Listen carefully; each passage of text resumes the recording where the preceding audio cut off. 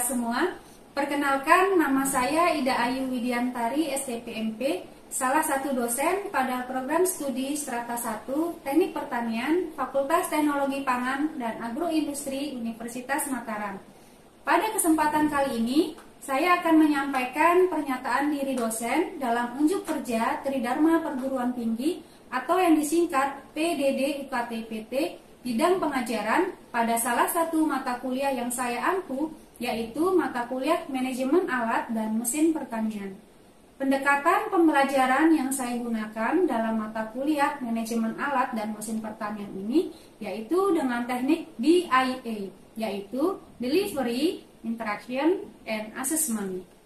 Delivery di sini merupakan teknik penyampaian materi pembelajaran. Teknik penyampaian materi yang saya gunakan ada 3, yaitu yang pertama, penyampaian materi menggunakan buku ajar Manajemen Alat dan Mesin Pertanian yang telah disusun oleh tim pengampu mata kuliah dan buku penunjang lainnya. Kedua, penyampaian materi dalam bentuk PowerPoint presentasi atau PPT. Dan yang ketiga, penyampaian materi dengan menggunakan video pembelajaran yang dapat memuat kasus terkini yang berkaitan dengan materi perkuliahan. Berikutnya, pendekatan pembelajaran interaction, menjelaskan bagaimana cara saya berinteraksi dengan mahasiswa selama proses perkuliahan.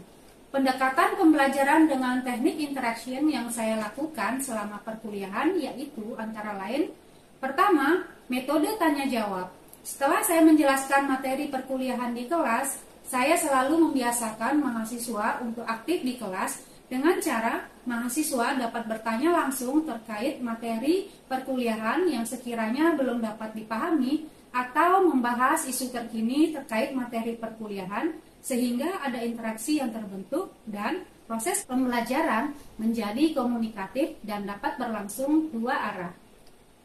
Yang kedua, diskusi kelas. Mahasiswa membuat kelompok dan mendiskusikan permasalahan atau kasus yang saya berikan. Kemudian mahasiswa dapat menjelaskan permasalahan atau kasus tersebut pada kelompok lain dan kelompok lain memberikan feedback berupa pertanyaan pada kelompok tersebut sehingga dapat terbentuk suasana kelas yang aktif dan komunikatif. Ketiga, penggunaan perangkat lunak Learning Management System atau yang dikenal dengan LMS. Dengan memanfaatkan fasilitas pembelajaran LMS yang diberikan oleh Universitas Mataram berupa Spada Unram, dapat mempermudah mahasiswa untuk mengakses bahan mengajar kapan saja dan di mana saja. Spada juga digunakan sebagai media pengumpulan tugas maupun kuis, sehingga hasil proses pembelajaran dapat terdokumentasi dengan baik. Dan yang terakhir, pendekatan pembelajaran asesmen menjelaskan teknik penilaian yang saya lakukan terhadap kemampuan mahasiswa dalam mengikuti perkuliahan Manajemen Alat dan Mesin Pertanian. Di pekan pertama perkuliahan, saya selalu menyampaikan kontrak perkuliahan untuk dapat disepakati bersama antara dosen pengampu dengan mahasiswa. Kontrak perkuliahan yang saya buat berisi ketentuan perkuliahan dan persentase bobot penilaian pembelajaran. Di sini saya akan menguraikan mata kuliah manajemen alat dan mesin pertanian secara lebih rinci yang terangkum di dalam rencana pembelajaran semester atau yang dikenal dengan RPS. Dokumen RPS manajemen alat dan mesin pertanian dibuat oleh tim pengampu mata kuliah sebelum proses pembelajaran dimulai dan dengan disetujui oleh Ketua Program Studi Teknik Pertanian Fakultas Teknologi Pangan dan Agroindustri Universitas Mataram. Adapun poin yang saya jelaskan di sini yang merupakan cakupan dari RPS manajemen alat dan mesin pertanian diantaranya yang pertama, identitas dan deskripsi mata kuliah. Yang kedua, capaian pembelajaran lulusan program studi atau CPL Prodi. Yang ketiga, capaian pembelajaran mata kuliah atau CPMK. Yang keempat, materi pembelajaran. Yang kelima, metode pembelajaran. Dan yang keenam, sistem penilaian. Identitas dan deskripsi mata kuliah. Mata kuliah manajemen alat dan mesin pertanian dengan kode mata kuliah TEP 22204 merupakan mata kuliah wajib semester 4 dengan bobot 2 SKS selama 14 pertemuan pembelajaran tatap muka dan 2 pertemuan untuk ujian tengah semester atau UTS dan ujian akhir semester atau UAS. Tidak ada mata kuliah prasyarat yang harus diambil terlebih dahulu sebelum mengambil mata kuliah manajemen alat dan mesin pertanian. Deskripsi mata kuliah.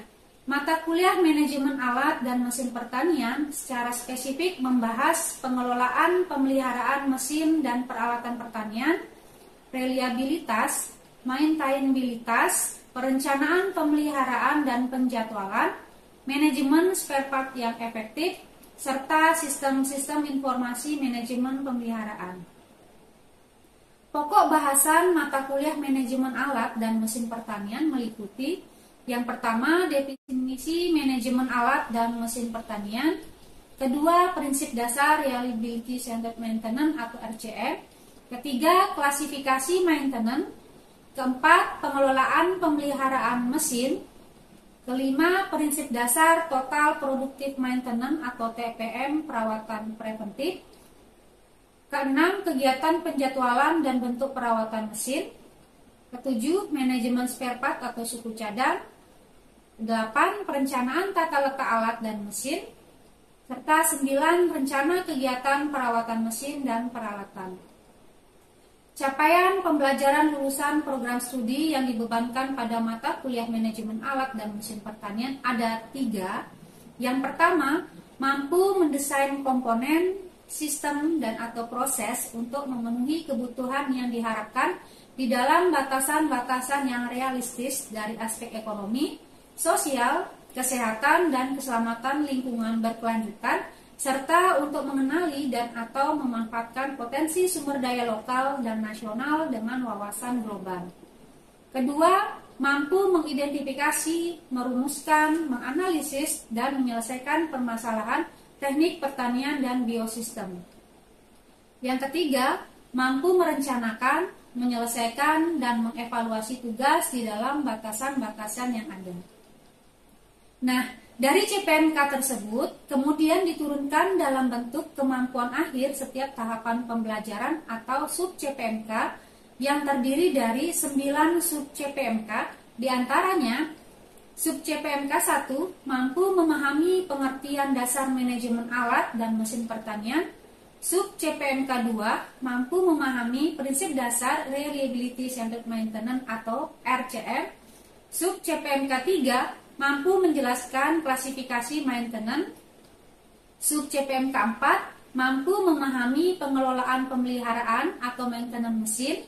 Sub CPMK 5 mampu menganalisis prinsip dasar Total Productive Maintenance atau TPM. Sub CPMK 6 mampu merencanakan kegiatan penjadwalan dan bentuk perawatan mesin. Sub CPMK 7 mampu menguasai dan menganalisis manajemen spare part atau suku cadang. Sub CPMK 8 mampu menyusun perencanaan tata letak alat dan mesin. Sub CPMK 9 mampu menyusun rencana kegiatan perawatan mesin dan peralatan. Materi pembelajaran.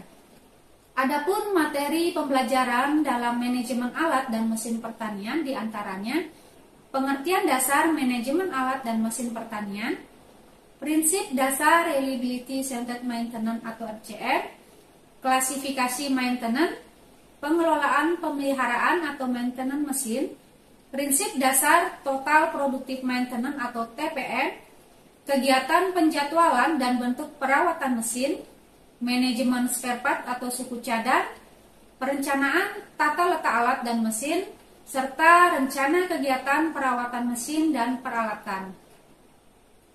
Metode pembelajaran. Proses pembelajaran dilakukan secara luring di kelas, di mana kegiatan perkuliahan dilakukan dengan metode discovery learning, case-based learning, self-direct learning, dan project-based learning. Sistem penilaian. Di awal perkuliahan, saya selalu menyampaikan sistem dan bobot penilaian pembelajaran sehingga mahasiswa dapat mengetahui sejak awal. Adapun komponen dan bobot penilaian yang diberikan pada mata kuliah manajemen alat dan mesin pertanian sebagai berikut. Kehadiran dengan bobot 10%, tugas, case maupun project based learning 40%, kuis 10%, keaktifan di dalam kelas 10%, UTS 15%, dan UAS 15%. Sehingga total keseluruhan menjadi 100%. Selanjutnya, saya akan menampilkan tayangan proses pembelajaran pada mata kuliah manajemen alat dan mesin pertanian yang dilakukan secara luring di kelas. Selamat pagi. Pagi, Bu. Gimana kabarnya hari ini? Baik, Bu. Baik ya. Oke, hari ini kita tidak terasa sudah masuk ke pertemuan ketiga ya. Ini minggu ketiga ya. Minggu ketiga ini kita masuk ke materi klasifikasi dari maintenance. Sebelum kita ke materi, seperti biasa mahasiswa mengisi presensi terlebih dahulu ya. Kita masuk ke materi perkuliahan. Di slide pertama ini sudah ada gambar dan sedikit keterangan di bawah gambar ya. Kita coba lihat di sini ada gambar tomat, saya ulang, kemudian di sini ada gambar seseorang yang melakukan proses pengolahan tomat tadi dengan menggunakan, kita lihat ada serangkaian mesin pengolahan, dan di sini ada hasil berupa saus tomat. Nah, apa hubungan maintenance di sini? Jadi maintenance di sini yang kita ketahui bersama adalah proses perawatan ya, perawatan dari sebuah mesin. Nah, jadi di sini dengan kita melakukan perawatan terhadap mesin pengolahan di sini, itu merupakan salah satu faktor untuk mengurangi risiko terjadinya kegagalan proses pada pembuangan saus tomat di sini. Jadi dengan adanya perawatan yang kita lakukan, harapannya adalah kesiapan dari sarana, di sini sarananya berupa mesin pengolahan, itu bisa dalam kondisi yang siap pakai dan kecil kemungkinan bisa terjadi kegagalan di tengah proses produksi. Nah, sehingga dengan adanya kesiapan di sini bisa kita menghasilkan saus tomat sesuai dengan kriteria yang diharapkan. Tidak bisa diterima ya. Di sini ada claim maintenance dari arti claim itu sendiri adalah apa? Claim itu adalah perencanaan ya, perencanaan terhadap kegiatan perawatan yang akan dilakukan. Jadi seperti apa rencana dari perawatan mesin yang kita akan lakukan. Jadi beberapa mesin akan memiliki fungsinya masing-masing, sehingga bentuk perawatannya pun juga akan berbeda ya, tergantung fungsinya. Kemudian ada sasaran dari claim maintenance. Jadi ada bagian khusus dari pabrik. Kemudian ada bentuk atau metode yang tadi yang saya jelaskan. Kemudian ada alat perkakas dan cara penggantian suku cadang. Nah, di sini maksudnya adalah alat pendukung untuk melakukan kegiatan perawatan. Jadi kalau kita melakukan kegiatan perawatan, biasanya kita membutuhkan suatu alat pendukung untuk membantu proses perawatan itu. Misalnya ada spare part atau suku cadang yang kita butuhkan gitu ya, yang harus itu diganti atau beli terlebih dahulu baru kita bisa melakukan kegiatan perawatan. Itu maksudnya di sini ada kekatan. Kemudian waktu yang dibutuhkan untuk melakukan perawatan. Nah, waktu ini akan berkaitan dengan tingkat atau persentase kerusakannya. Biasanya semakin tinggi persentase kerusakannya, maka waktu yang dibutuhkan semakin cepat atau semakin lama. Kalau misalnya persentase kerusakannya ini besar, gitu, di atas 50%, berarti biasanya waktunya lebih cepat selesai atau malah lebih lama. Ya. Jadi tergantung juga jenis kerusakannya atau persentase kerusakannya seperti apa. Jadi di sini ada preventive maintenance. Nah, sebelum ke slide selanjutnya saya mungkin bertanya dulu karena minggu lalu sudah juga saya sempat bahas sedikit ya untuk preventive maintenance. Kira-kira masih ada yang ingat preventive maintenance itu apa? Yang minggu lalu ya sudah pernah kita bahas. Ada yang masih ingat preventive maintenance? Silakan. Suatu bentuk perawatan atau pencegahan yang dilakukan secara berkala atau bertahap. Preventive maintenance. Jadi preventive itu yang dilakukan secara berkala ya, atau ada secara terjadwal gitu ya. Namanya masih ingat ya? Jadi itu preventive maintenance, bentuk perawatan pencegahan atau yang dilakukan ada jadwalnya. Jadi sudah kita tentukan nih, entah 3 bulan sekali, 1 bulan, atau dalam 1 tahun cuma 2 kali, gitu ya. Itu artinya ada jadwal yang dibuat untuk preventive maintenance. Kemudian kita lihat di sini metode yang dilakukan pada preventive maintenance. Di sini ada perawatan secara berkala, artinya dilakukan ada jadwalnya atau ada waktunya di sini selesai.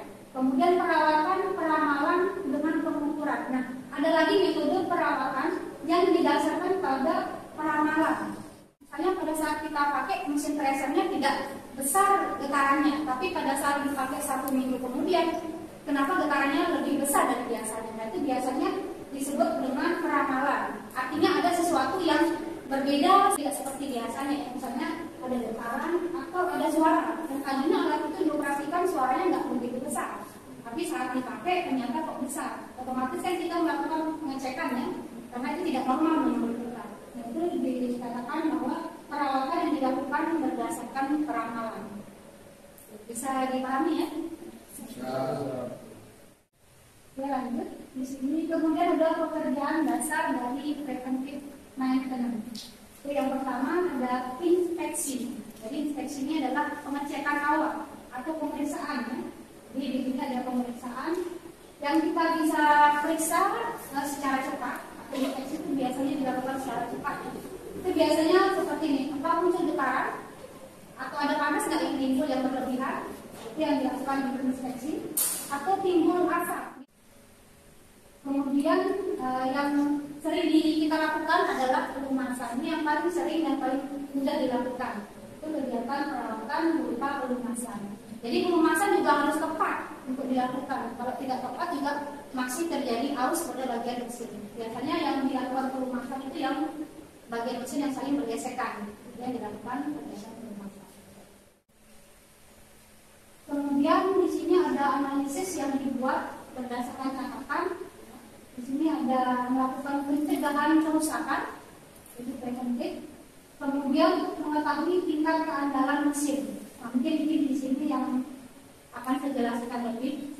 Kalau menentukan nomor mesin ini akan saya kira sudah paham, karena kalau kita salah satu tujuan melakukan perawatan mesin adalah untuk memperpanjang umur dari mesin tersebut. Nah, di sini ada mengetahui tingkat keandalan mesin. Jadi keandalan itu adalah kemampuan dari sebuah mesin untuk melakukan fungsi dan tugasnya. Apakah mesin itu memiliki keandalan atau tidak? Atau bisa tidak dia bekerja sesuai dengan fungsinya? Itu maksudnya keandalan mesinnya. Sehingga dapat diketahui peluang terjadinya kegagalan mesin. Jadi kegagalan mesin itu adalah ketidakmampuan. Jadi kebalikan, ketidakmampuan mesin untuk melakukan fungsi dan tujuannya. Jadi kalau keandalan adalah kemampuannya, tapi kalau kegagalan ketidakmampuan. Itu kebalikan. Di sini saya akan bahas yang kegagalan tadi, kegagalan aset atau kegagalan mesin.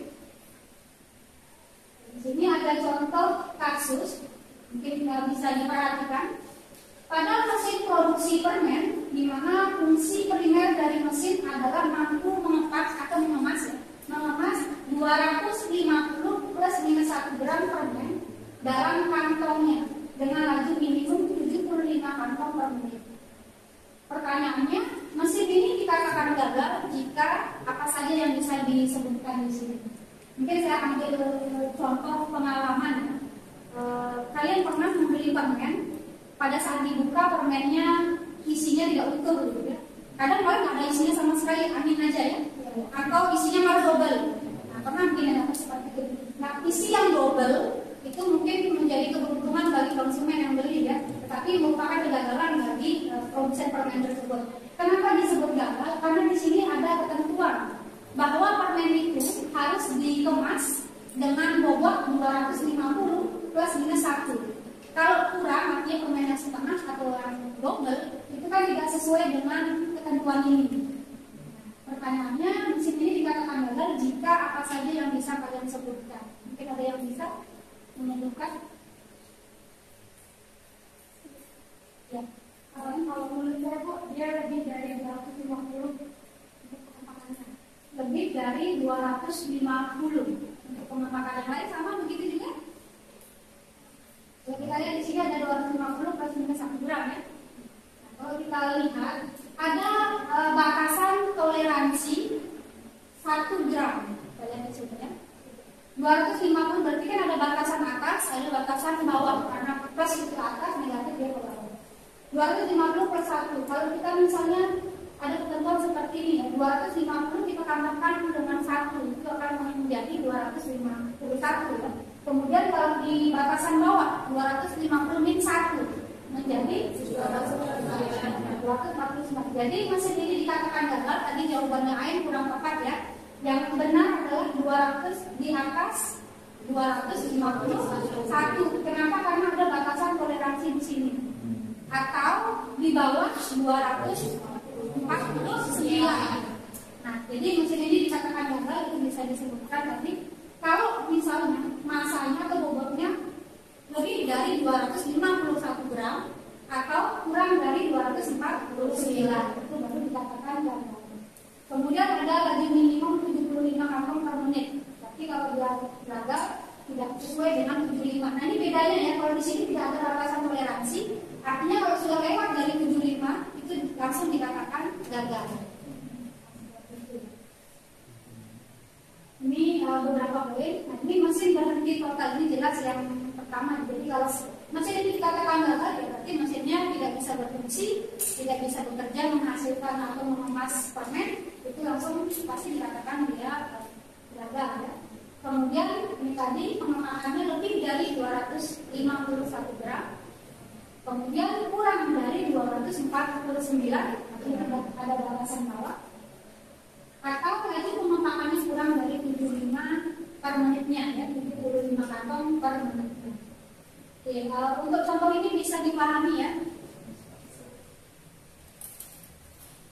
Nah, kemudian ini lanjutan yang tadi masih sama dengan yang tadi teori kegagalan. Jadi di sini ada 4 gambar kasus atau pola kegagalan. Ada yang pertama, ada yang A, B, C, dan D. Kalau kita lihat di sini garis yang bagian atas itu berbeda antara pola A, B, C, dan D. Kita lihat di sini yang pola A, ini yang garis atas semuanya disebut ketahanan.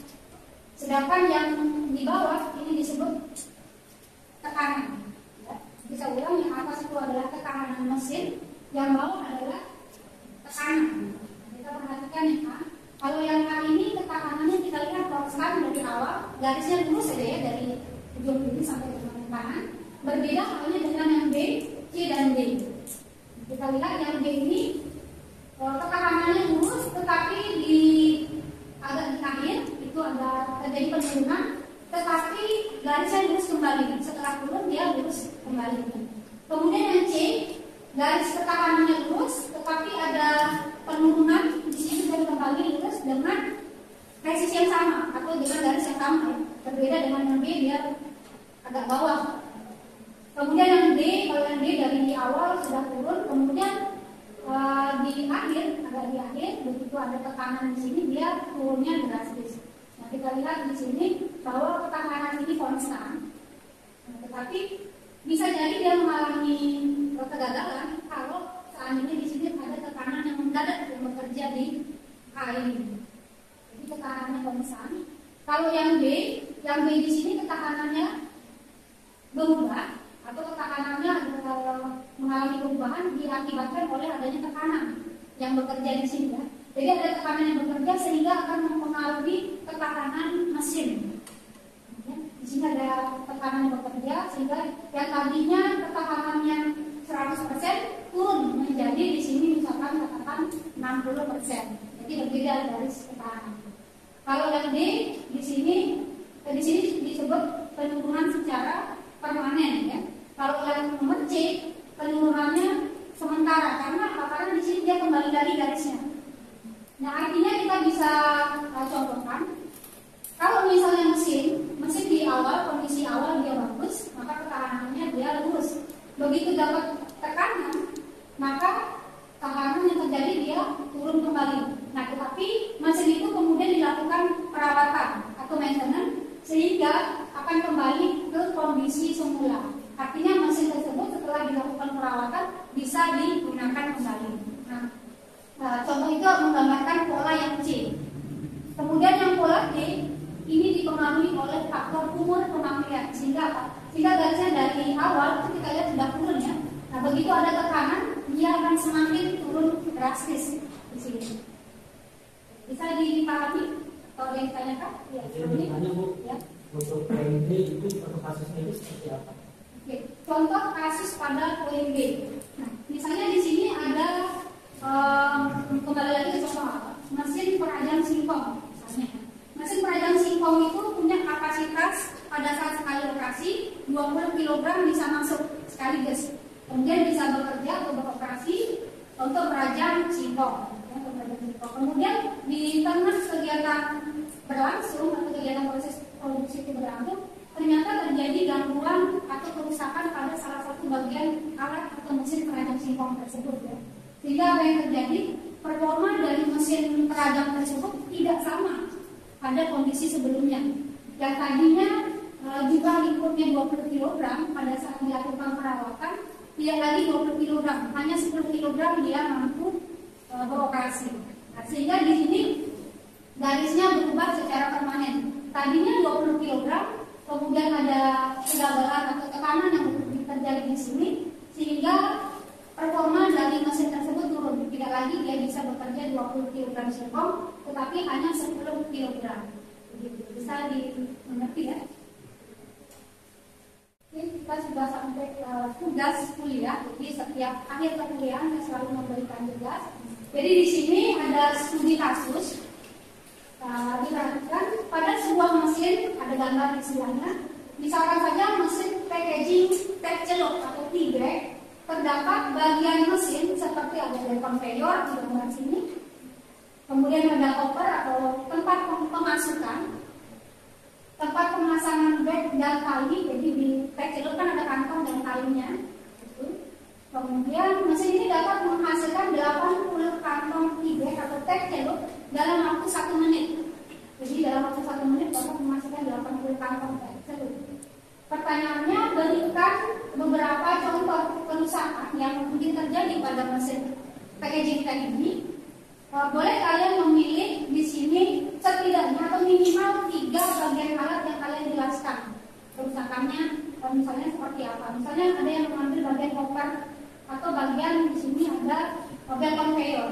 Nah, misalnya dari bel conveyor ini sering rusaknya seperti apa? Minimal diambil 3 dari keterangan gambar di sini. Kemudian kalian coba berikan bentuk perawatan yang kalian lakukan seperti apa? Ya, minimal 3. Semakin banyak kalian pilih, itu semakin bagus nilainya. Kemudian tugas ini nanti kalian kumpulkan seperti biasa melalui sepada lembrang dalam bentuk file PDF. Batas pengumpulannya ini sekarang tanggal 17, dikumpulkan tanggal 19 Maret. Ya. Mungkin itu dulu yang saya sampaikan hari ini. Kita ketemu minggu depan. tugasnya jangan lupa dikerjakan ya. Siap, Bu. Selamat pagi, terima kasih. Pagi.